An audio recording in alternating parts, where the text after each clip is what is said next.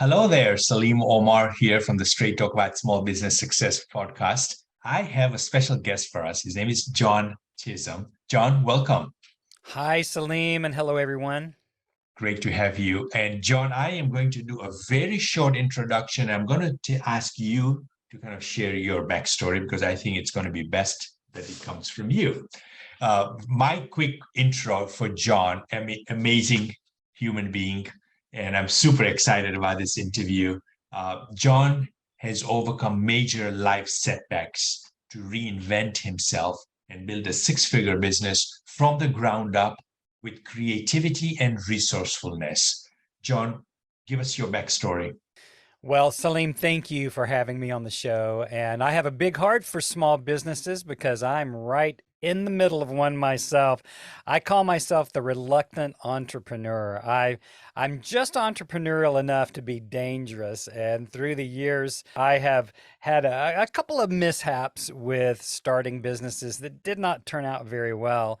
But about 7 years ago, I went through a downsizing at 50 years old, 58 years old rather, that caught me by surprise. I wasn't expecting it. I felt very settled in my position with the group I was with, and it ended suddenly and it ended badly. And I found myself out of work, out of options, and just did not know what I was going to do. And for about the first year, I I just bounced around, depressed, apathetic. I say I was going broke and getting fat, and that's the truth. It was not a fun time at all. And I started meeting with a business coach, and every Tuesday at 1 o'clock, he would meet with me free of charge because I couldn't pay him. And he would challenge me with what I had to offer. And he was brilliant, Salim, because he focused in on what did I have to give? What were the resources in my life's history? I've been in the faith-based music industry for about 40 years, but with digitalization, the industry had changed. I didn't feel like I fit anymore. It was very, very difficult to imagine being part of that, and so I was kind of resistant. But every week he would challenge me to begin to serve people, and my perspective, I think I was just depressed and pretty self-focused, and I felt like a victim, to tell you the truth. And so I was I was so inwardly focused that I didn't realize, and in a bad way, I didn't realize that I had services that I could offer to aspiring songwriters, creative people, and he would just challenge me every single week. And after about 8 months of this, I because I wanted somebody to hire me. I just really didn't want the responsibility of what comes with a small business. And so I was resistant and resistant. And finally, one day he just reamed me out. And I thought, okay, my goodness. So I went home and I started looking for a URL that would fit my business. And I found one and it just exploded in slow motion. And so 7 years later, 7 years later, from those very humble beginnings, and I'm talking about starting pretty much from zero, ground zero, I now have a thriving, and I say thriving for me is a six-figure business that's very consistent over the last 5 years. We're serving literally tens of thousands of people through our podcast and through everything that we're doing. I've gone from a very small situation that I was clinging to a global audience and influence in my sphere that is like I could never have expected this. So I'm trying to stay in general terms, there, but I went into this reluctantly, and I now can teach. I think I could teach a master's level course on marketing. Marketing is Yeah. so crucial to everything you do. You can be very creative and have great products, but if you don't know how to sell them. So I've reluctantly learned how to be an entrepreneur and have a successful small business. Hmm. Yeah, that's an amazing story, a story of transformation and what you went through after a 40-year career, and you were in a period of not in a good place, right? For 8 months, I guess, is what you say, right? 8 months Yes, is terrible.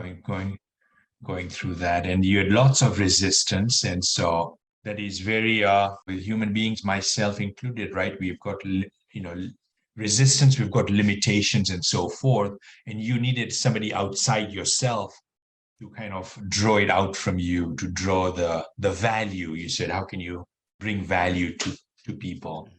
And we are in a state of being like a victim. You use that word. We feel whenever there's like a down, something that doesn't go well for us, we feel victimized. And so that's a very, very, very interesting story. Mm. I'm so glad to hear that you kind of got out of it, and you're now doing good for so many. Yeah. Well, thank you. What do you mean by living a creative lifestyle? Well, I'll pick up with where I was 7 years ago because I've been in the music industry, which is a very creative industry.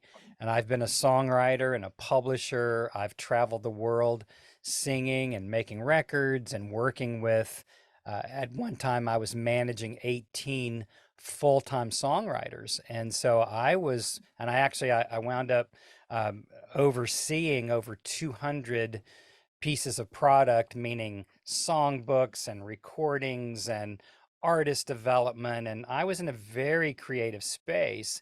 But when I went through this downsizing, I lost my I lost my own creativity.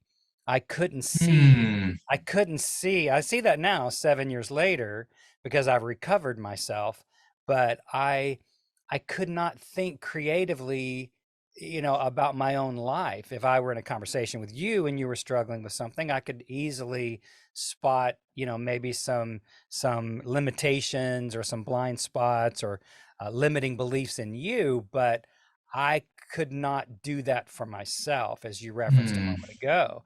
And so I went down into this dark, dark pit of hopelessness and apathy Hmm. that was killing me. And it literally was very, very dicey there for me for a while. And it was situational depression.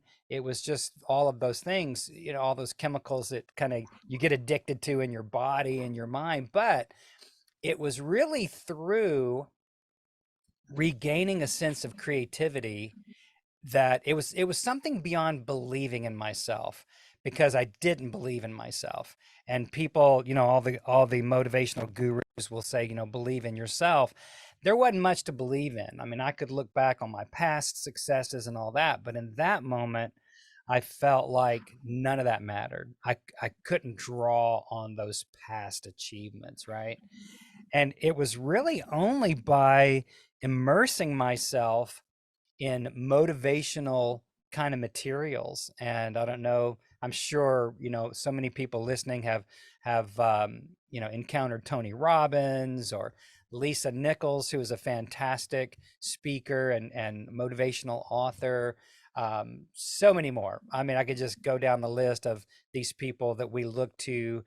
My wife calls them my gurus, and they really are. It's like I learned so much, and it was through my business coach and through he just was kicking me in the butt. I mean, he was angry at me because he saw that I was imploding, and he was an impetus for sure. But beginning to just steep myself in things, even though I couldn't feel it, couldn't even seem to do it, there was something in me that was resonating with the hopeful messages and the motivational messages. And I would look at those people and I would think, how in the world did they get there? And I seemed like I was down in a pit and they were up on the mountaintop. But a little at a time, the light began to get brighter. And so you're back to your question, living a creative lifestyle, I think in some ways it boils down to a decision to resource yourself. I mentioned the victim mentality, and victims are waiting for someone to come save them, right? And that's what I wanted. I wanted somebody else to come fix my life. And that's that apathy and I think some kind of laziness in some ways, mental laziness had kicked in. And once I started even getting a little glimpse of hope and learning again to tap into resourcefulness, I started making one tiny little decision at a time to get better, to choose to be a better person. And can I tell you kind of a little spooky story? Is that okay? Can I Of share course, yes. a little a little Yes. a little spooky story? And Let's I do don't it. know. I don't know what your listeners believe about God or angels or the spirit or who, whatever, right?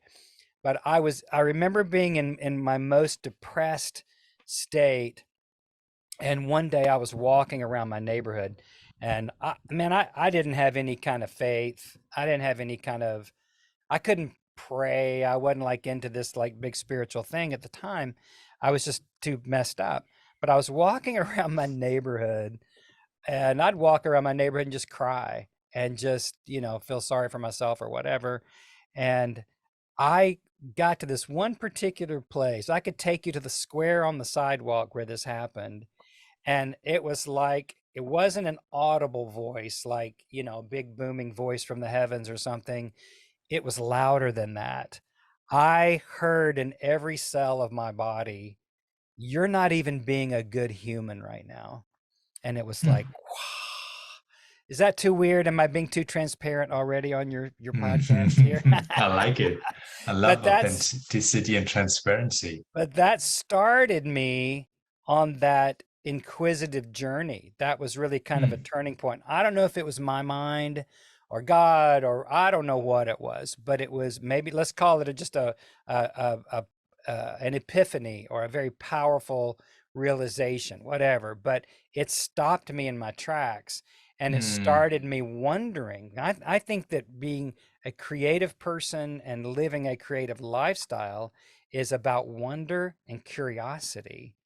And so that I call it kind of, the big rebuke from God, the BRFG, the big rebuke from God. It's like, I just felt like I'm not even being a good human right now. So what does that mean?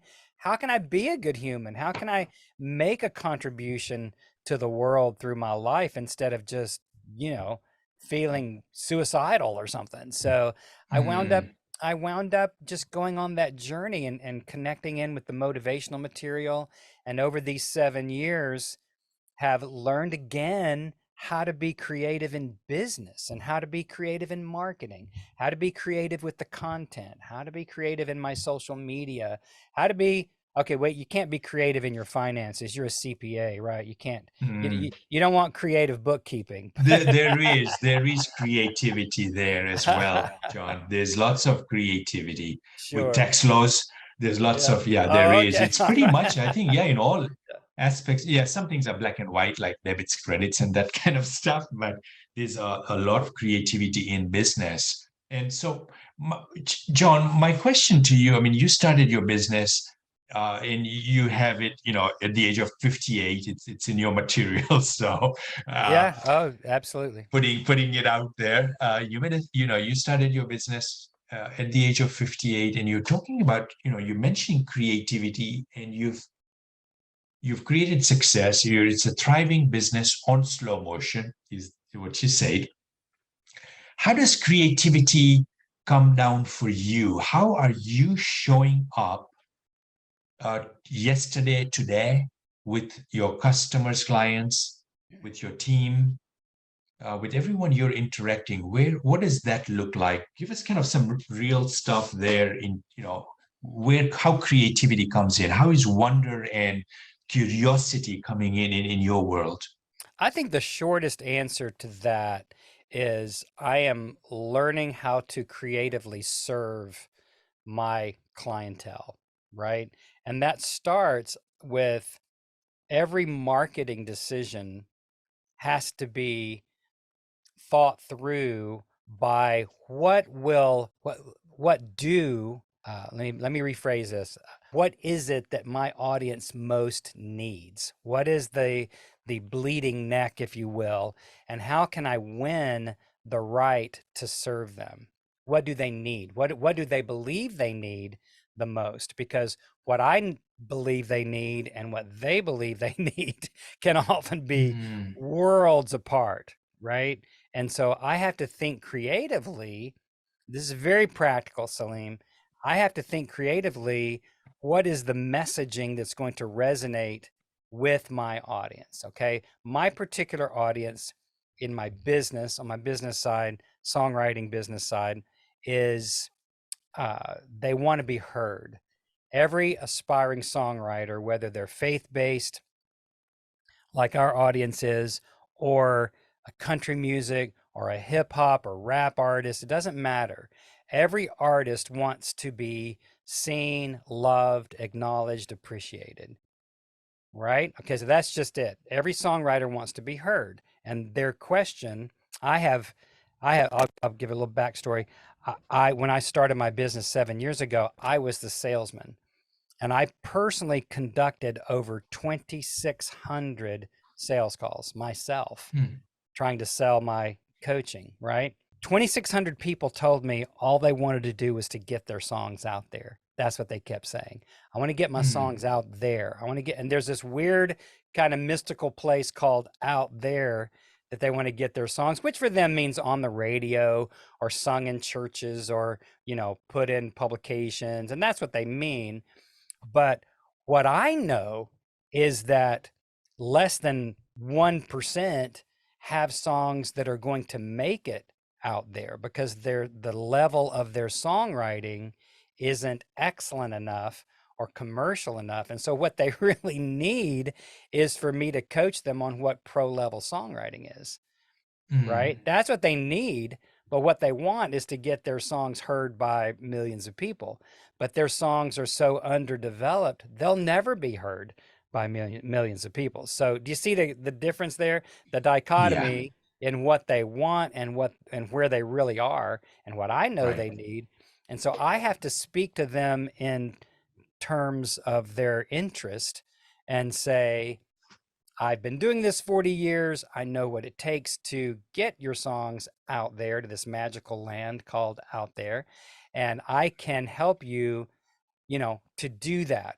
But what I know on the backside is they're going to have to learn how to be much better songwriters if they hope to be heard. Okay. So creativity in marketing is speaking their language. And I think in any small business, all of the listeners that you have for your show here today, they have to do the same thing, whether you're B2B or whether you're, going direct to the customer. You have to speak in terms of their interest if you're going to get them interested in you. Let me give you a quick example. But when I first started the company, my first website, I would be embarrassed for anybody to ever see it because it was all about me. I didn't know better. I hadn't learned yet, right?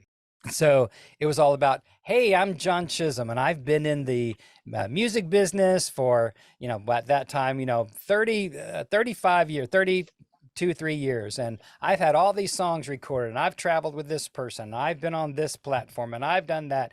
Don't you want to come work with me? And they're like, hell no. They didn't care, because it was all about me. And so I had to learn to turn that around. This is creativity. This is practicality. I had to turn it around, and say, are you an aspiring songwriter who's wondering if you'll ever get your songs out to the world? And that's when I started having success, is when I turned the camera off of myself as the hero and made my audience the hero. And so whether you're looking to get more clients in your accounting firm, or you have a brick and mortar store, you're selling soap and candles, you're selling furniture, you're selling whatever you're selling, it can't be about, look how great I am. I mean, later on, you can bring social credibility and all that. But the greatest breakthrough that I've ever had creatively and practically is to get the focus off of me and put it on the audience. So I think that's a pretty dynamic example, and as a creative person, man, I want people to love me too, but it has to be about meeting their needs very specifically. Right. Yeah. And I'll encourage listeners to go check out your website. Oh, thank you. I wasn't planning to plug that in for you. But as I pointed out to you before we got on this interview, on this episode, that I was on your website and I was quite impressed. And I look at lots of websites in the course of doing Sure. business and so forth, and yours really stood out. And I'm going to let my team know that here's a good Thank you. example to Thank look you. at. Thank you. I deeply appreciate that. And after these 7 years, I hope I've learned how to, how to present. And I think that's another thing for all of your listeners. You're responsible for how you present yourself and your products to the world. You have Mm, to take mm, that ownership and learn how to creatively mm. connect into the needs of your potential customers. Hmm. It serves as a very good reminder, John. It almost sounds like it's a no-brainer, focus on the customer, the prospect. It's about them, make it about them. And yet, as business owners, we forget about that and we make it about us, and even when interacting with a customer, a client, a patient, if we make it about us, we become less relevant. It's not as meaningful for the person sitting across us, whether on Zoom or in person. But making it about them, it's servant leadership, and it's a necessary reminder to always do that, because we just get the best results. We make the biggest impact when we Mm, make it about them. yes. Well, Salim, it's hard. I mean, I believe that every person on the planet is tuned to the same radio frequency, WIFM. What's Mm, in it for me? And, that's how we are as humans. mm, We see mm, tens of thousands of ads coming at us every single day, and we have to decide, we mm, have to filter out all the ones that don't enhance our lives. We're in this for survival, right? And so, like if feminine product ads come on the television, I'll turn it off and go get a sandwich because I don't need feminine products. I don't need hairspray or bras or whatever they're selling, for because I'm male, I'm not female. But if a shaving commercial or you know, or a man's deodorant, commercial comes on, I might go, oh, hey, maybe I'll try that because I'm mm, interested in that, right? mm, mm, So those marketers know exactly how to get my attention, but I have to tune out everything, thousands and thousands of other images and commercials and advertising coming at me. It's a matter of survival. And so I mm, think it's just human tendency, even for us as business owners, because we're looking at those spreadsheets, we're looking at the bottom line, and it's so easy to get focused on ourselves and think, okay, I've got $18,000 worth of business on the books for this month, but I really need 28,000.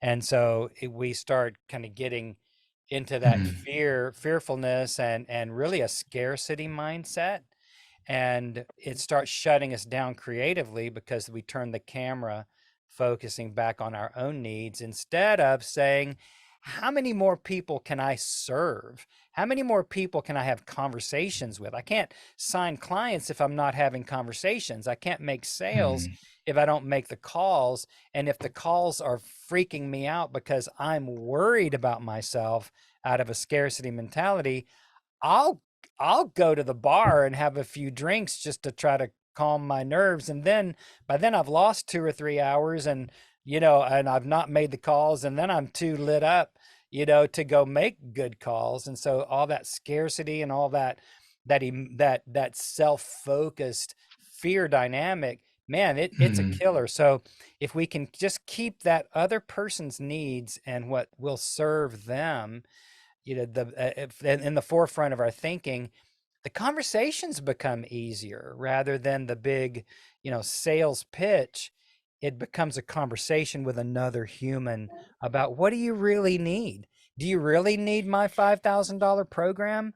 No, you've never written a song in your life. And so you need to start with this free thing, and then work your way up. And so after 7 years in my songwriting business, we actually have a whole funnel where you start at free.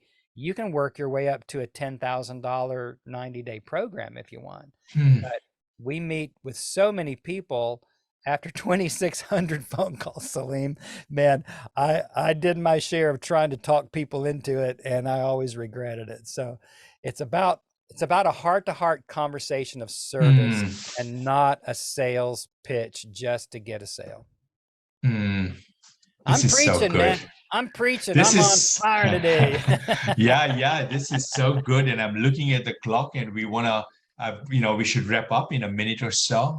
Really appreciate everything you have shared. This is so good.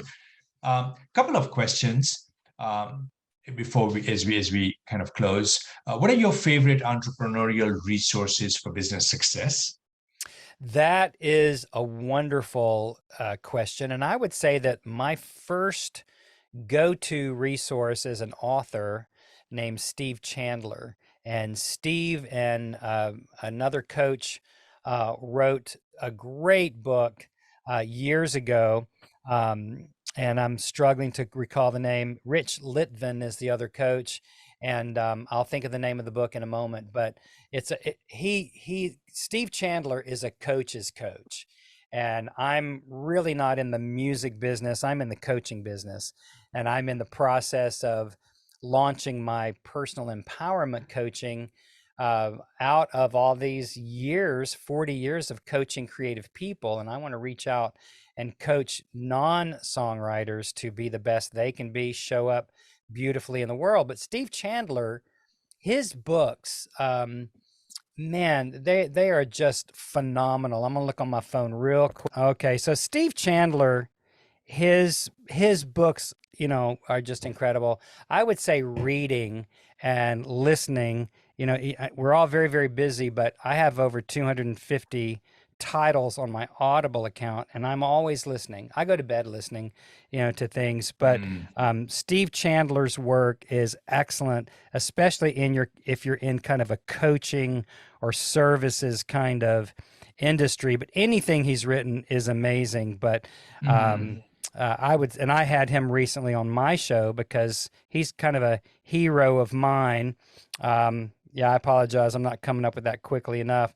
But it's the thing I love about Steve is that he is very others focused and really teaches coaches and entrepreneurs how to be much more that way. So I've learned a lot from Steve. That's a great, thank you. Yeah, that's a great resource. John, as we finish up here, what's the best way for folks to reach out to you? You can reach out to me. You can go to my website at johnchisum.com. And if someone wants to contact me for any reason, self-empowerment coaching, or for anything in the world, john@johnchisum.com. And all of my socials, everything on all the social media is John Chisum Official. So it's really easy. I just made it all that way. So it doesn't matter which platform you enjoy, then you can go find me there. Awesome. This is so good. Thank you so much. Appreciate you. Thanks, John. You as well. Salim, my blessing today. You take care. You as well.